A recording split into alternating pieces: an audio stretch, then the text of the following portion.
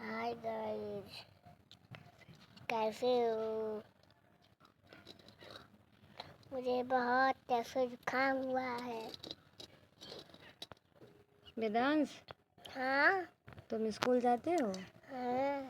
मैं तुमसे एक बात पूछूं? हम्म, क्वेश्चन पूछूंगी, उसका आंसर दोगे?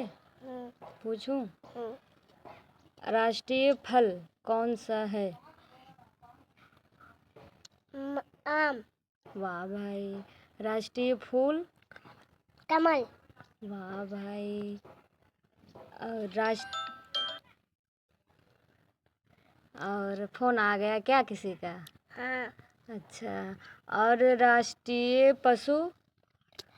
बाघ। अच्छा, तुमको तो काफ़ी जानकारी है।